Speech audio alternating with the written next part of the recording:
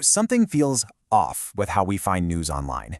There's this quiet change happening right in your search bar, and it's causing what some are calling a traffic apocalypse. It's a huge threat to the very sites you probably rely on every single day. So let's get into it and figure out what's really going on. So let's start with a number.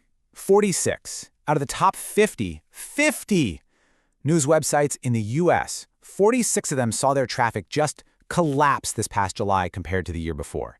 And listen, we're not talking about a couple of small blogs struggling here.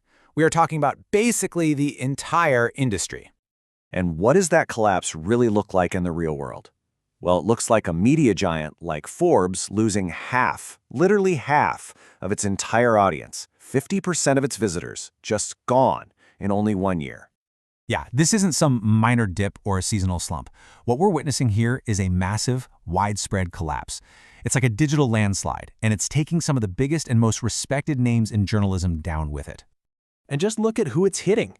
I mean, these are the biggest names in the business. The Daily Mail, down 44%. The Washington Post, down 40%. Even a giant like CNN has lost over a third of its traffic.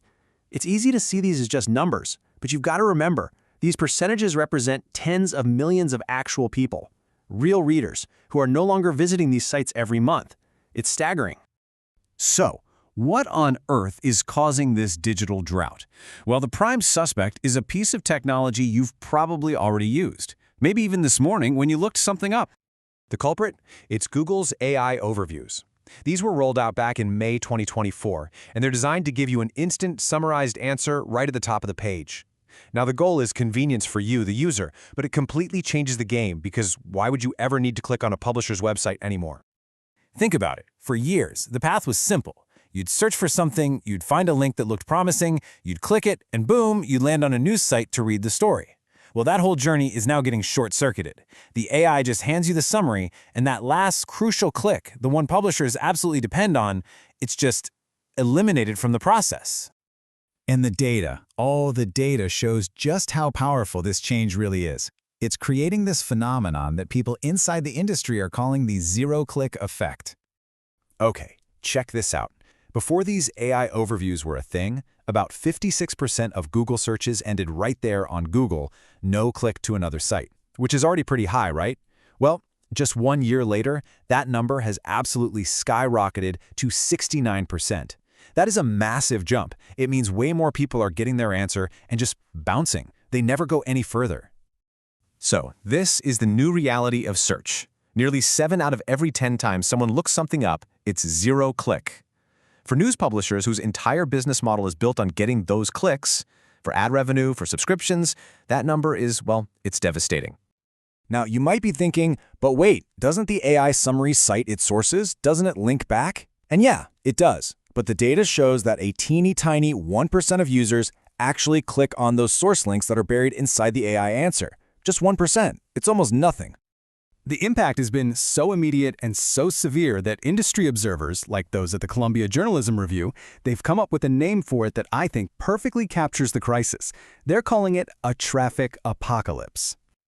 But in the face of this new reality, the news industry isn't just sitting back and accepting its fate.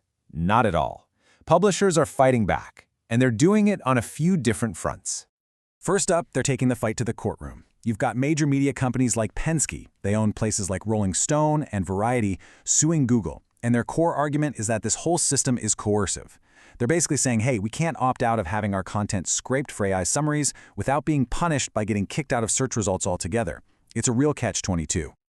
And beyond the legal battles, others are completely rewriting their business plans. I mean, with that ad revenue from traffic just drying up, a lot of them are turning to paywalls. The BBC and CNN have both started charging some of their readers for access.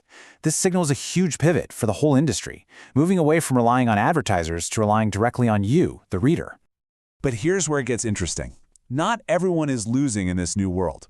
While traditional giants like the Washington Post are in a steep decline, you've got platforms like Substack that are absolutely exploding. So what's the difference? Well, they pretty much bypass Google entirely. They're all about fostering a direct connection between a writer and their audience. They aren't just borrowing traffic from search. They're building their own loyal community. So, what does this all mean for the future? I mean, how are we going to get our information in a world where the old rules of the internet just don't seem to apply anymore? What this all points to is a fundamental shift in how the internet works. Experts are starting to call it the Great Decoupling. For decades, the act of getting information was tied directly to the act of visiting the website that created it. That link is now being broken. You get the facts, but the creators, they never get your visit. And that leaves us with a really big, maybe even unsettling question for all of us. If traffic from search engines can't pay the bills for newsrooms anymore, what will? In this new world of instant AI answers, who's going to pay for the actual human beings, the reporters, the editors, the photographers, who do the hard, expensive work of producing quality journalism? Honestly, that's the billion-dollar question the entire industry is scrambling to answer right now.